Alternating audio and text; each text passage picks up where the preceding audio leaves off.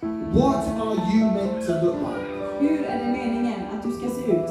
You're meant to look like Jesus. Det är meningen att du ska se ut som Jesus.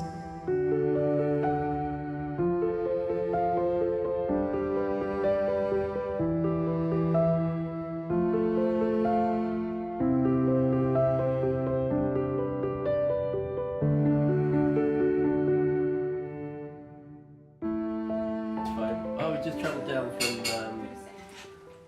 Stockholm. We have. Supernatural weekend.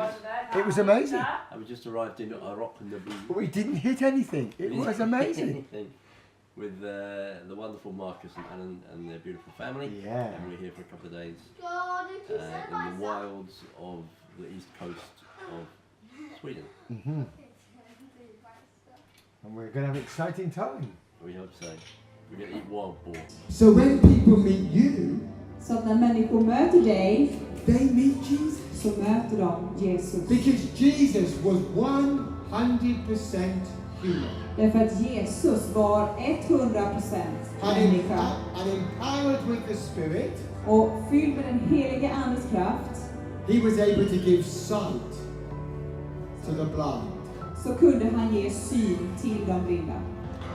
Well, we've made our journey from Stockholm down to a very small village called Rockneby in the south and east of Sweden to see dear friends Marcus and Alan, who've been leading a remarkable work here for quite some years now, particularly among immigrants coming into Sweden from the Middle East and North Africa.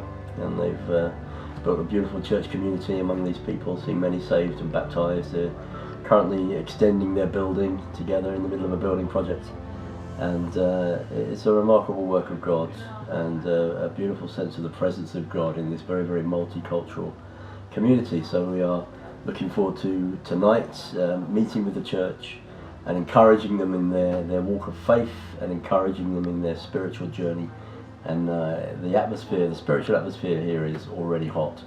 So I'm anticipating that it's going to be quite a remarkable evening, and we just hope we can be a blessing to these dear friends and help them on their way, that what God is doing here will be very fruitful and will multiply across Sweden and Scandinavia and beyond, because it's a very precious thing that we can see happening here.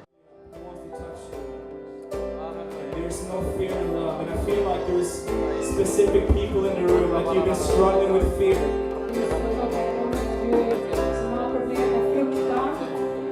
And God is setting you free tonight. Because tonight is the night of freedom. And I see the chains breaking over people's minds. I see a fog that's lifting. In Jesus' name. So Father, I thank you right now for your fire. I thank you for your fire, God. I setting us free. My brother-in-law is a doctor. Min svåger är läkare. And he was in a meeting like this. Han var på ett sånt här typ av möte. And one day, and one thought that he had was that there was somebody in the room who was blind. Och han hade den här tanken att det fanns någon i rummet som var blind. And he looked around and he couldn't see them, but he gave the word of knowledge. There is somebody here who is blind. Och han såg sig omkring. Han kunde inte se någon som verkligen är blind, men han delade det här ordet av kunskap. Det finns någon som är blind. Before he finished the sentence, innan han slutade meningen, this woman ran to the front and stood in front of him. så kom en kvinna fram och ställde sig framför honom. She was blind. Och hon var blind. In fact, the pupils of her eyes were white. Till och med pupillerna på hennes ögon var vita. As a doctor, he knew she was blind. Och som läkare kunde han veta att hon var blind. And he knew that she was beyond medical help. Och han visste att hon var långt bortom medicinsk hjälp. But he simply laid his hands on her shoulder and prayed for her. Men han la helt enkelt handen på hennes axel och bad för henne. Because we're meant to be like Jesus. Därför att det är meningen att vi ska vara som Jesus. When he told me this story, tears were rolling down his cheeks. Och när han berättade det här för mig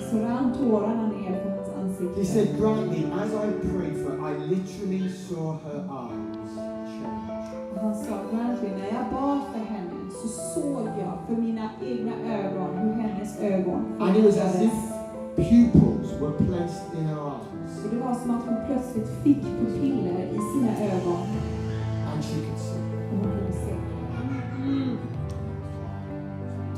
We are meant to be